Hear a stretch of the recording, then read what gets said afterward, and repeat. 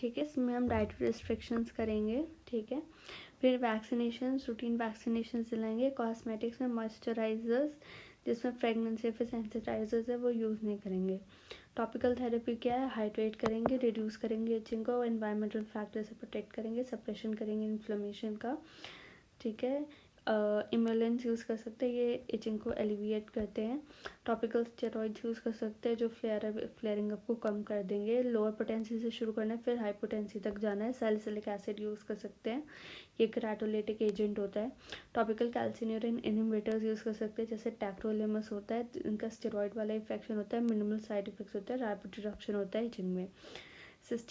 Systemic therapy use कर सकते हैं, ठीक है, पर वो तभी करते जब बहुत ज़्यादा एक्सटेंसिव हो, तो उसमें एंटीबायोटिक्स देंगे, स्टेरॉइड्स देंगे और एंटीहिस्टामिन्स देंगे, ठीक है। फिर फोटोथेरेपी अगर बहुत ही स्टब बॉर्न है तो पोवा यूज़ कर सकते हैं, इम्यूनोसप्रेसिव यूज़ कर सकते हैं, साइक्लोस्पोरिन, एज़ाथायोप्रिन, माइकोफिनोलेट, मोफेटिल,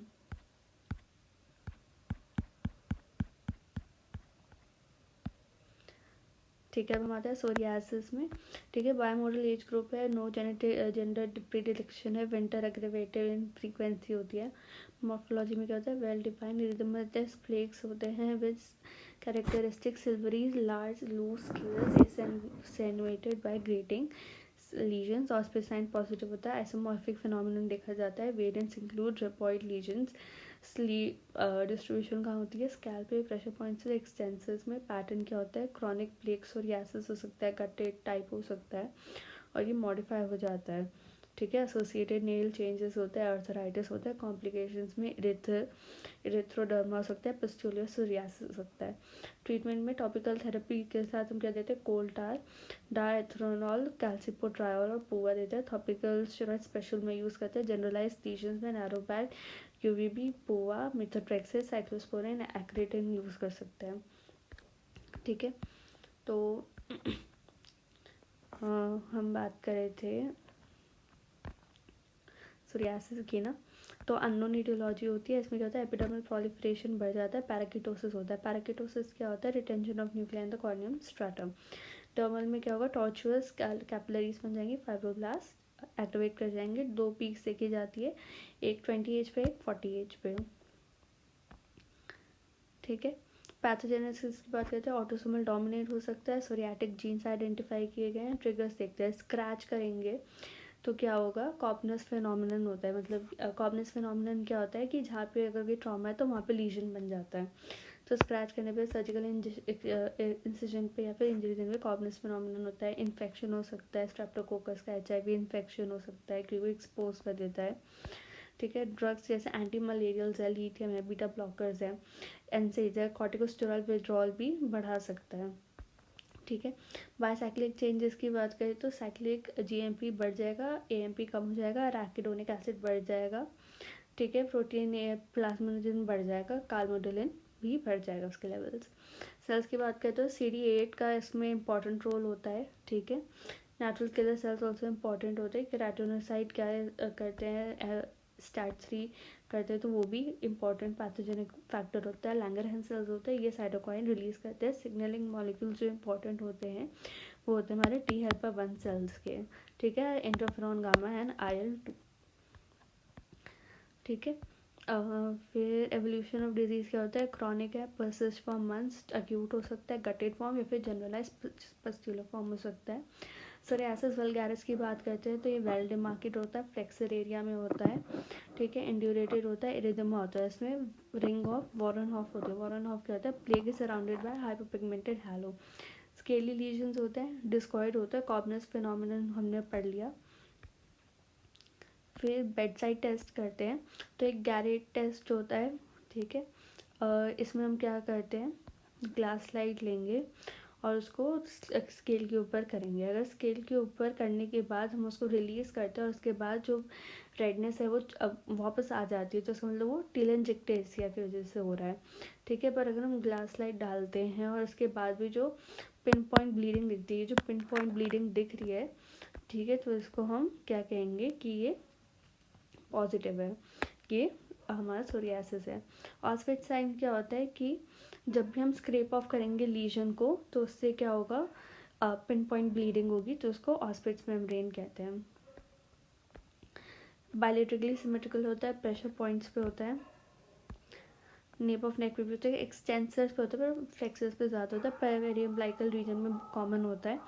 कॉमनस फिनोमिनन देख लिया, गटेड सोरियासिस बच्चों में होता है, स्ट्रेप्टोकोकल टॉन्सिलाइटिस से प्रेसिपिटेट हो जाता है, रूपॉइड सोरियासिस होता है, हील्ड स्केल्स होते हैं, फर्मली अटैच्ड होते हैं टू द स्किन, उसको पिंपल लाइट कह सकते हैं, राइटर सिंड्रोम से भी एसोसिएटेड होते हैं। ठीक है, एक्चुअली B27 के साथ एसोसिएटेड होता है, इसलिए हम देखेंगे कि और भी चीज़ों के साथ एसोसिएटेड होता है। ठीक है, मॉडिफिकेशन वाइज साइड होता है, फ्लेक्सरल होता है, फीमेल्स में होता है, वेल डिफाइंड लीजन है, सैल्मन पिंक कलर के लीजन्स होते हैं। ठीक है,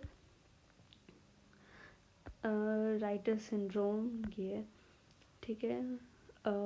फिर और कहाँ कहाँ हो सकता है, हमने अभी पढ़ा कि ग्रॉइन में हो सकता है, axilla inframammary fold vulva gluteal cleft में हो सकता है। ठीक है, पीनस में हो सकता है, पाम्स एंड सोल्स में हो सकता है, और चेक हमें क्या करना पड़ता है, nail and join involvement check करना पड़ता है।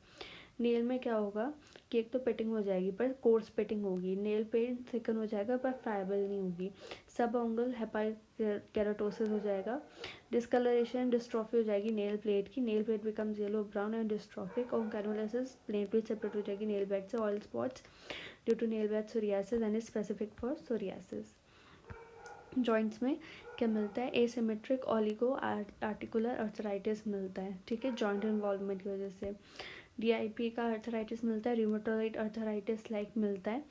ठीक है, रेडियोलॉजिकल चेंजेस में क्या हो सकता है, एंकालाइसिस हो सकता है, पेरियोस्टल न्यूबॉर्न फॉर्मेशन हो सकता है। इसकी कॉम्प्लिकेशंस क्या होती है, एरिथ्रोडर्मिक सोरियासिस हो सकता है, पस्ट्यूलर सोरियासिस हो सकता है। ठीक है, और फिर इन्वेस्टिगेशंस क्या है, स्किन बायोप्सी करेंगे तो पैराकिटोसिस दिखेगा, एकेंथोसिस दिखेगा, एकेंथोसिस क्या होता है, एपिडर्मिस थिक हो जाती है, सुप्रा कैपिलरी थिनिंग मिलेगी, जो ये है ये देख सकते हैं। पैराकिटोसिस न्यूक्लियस रिटेन है, माइक्रो एप्सिस मिलते हैं इसमें, सुप्रा पैपिलरी थिनिंग मिलती है, रेगुलर एकेंथोसिस मिलता है, डायलेटेड टॉर्चस कैपिलरी रूट्स होती है, अल्पर डर्मल इन्फिल्ट्रेट्स मिलते हैं। ठीक है, ये सारी फोटोज़ हैं फस्टिलर की। ठीक है, और जो हमने अभी वो देखे थे ना पॉलीमॉर्फ्स, उनको मोनरस माइक्रो एप्सिस कहते हैं, लिपोसिटिक इन्फिल्ट्रेशन हो जाती है अपर डर्मिस में। पॉइंट्स की बात करते हैं तो वेंट्रस एग्रीवेट होता है, मॉर्फोलॉजी वेल डिफाइंड फ्लेक्स होता है, डीप रेड कलर होता है, सैल्मन ब्लैक होता है, लूजली अटैच होता है, सिल्वरी स्किल्स होता है, एसेंट्रेट बाय गरेट। गरेट टेस्ट करते हैं और आउटफिट साइन करते हैं। डिस्ट्रीब्यूशन देखते हैं तो प्रेशर पॉइंट्स होता है, scalp extensors of trunk extremities, relative sparing होती है फेस की, नेल इन्वॉल्वमेंट 50% पेशेंट्स में होता है, 10% में जॉइंट इन्वॉल्वमेंट होता है। सोरियासिस में पीस होते हैं तो उसको डिस्कॉइड एरिथमा एक्जिमा से डिफ्रेंशिएट करना है, सिबोरिक डर्मेटाइटिस से डिफ्रेंशिएट करना है, हाइपोकेराटोटिक हैंड एक्जिमा टेरियासिस रोजिया कैंडिडस से करना होता है, सिफिलिस से करना होता है। इसका ट्रीटमेंट क्या है, डिपेंड करता है। ठीक है, जो जनरल मेजर्स होते हैं कि उनको पता हो कि कंसल्ट करो पेशेंट को कि सोरियासिस कॉन्टेजियस नहीं है, रिलैप्स हो सकता है, सप्रेसिव ट्रीटमेंट है पर क्योर नहीं है। बहुत सारे और भी तरीके हैं। ठीक है, पहले हम पढ़ेंगे टॉपिकल, सिस्टमिक, फोटोथेरेपिक, फिर हम पढ़ेंगे बायोलॉजिकल्स। स्टेरॉइड पहले ओनली टॉपिकल वन से टैबू आप इजीली यूज़ किए जाते हैं। ठीक है, हम टेबल से पढ़ेंगे। टेबल में आप देख सकते हैं टॉपिकल एजेंट्स में हम कोल्टार यूज़ कर सकते हैं। इसमें क्या होता है, पेट्रोलियम ऑफन विद क्या होता है, सैलिसिलिक एसिड होता है। ठीक है, ये वेरी सेफ होता है, 80% पेशेंट्स में रिमिशन अचीव हो जाता है।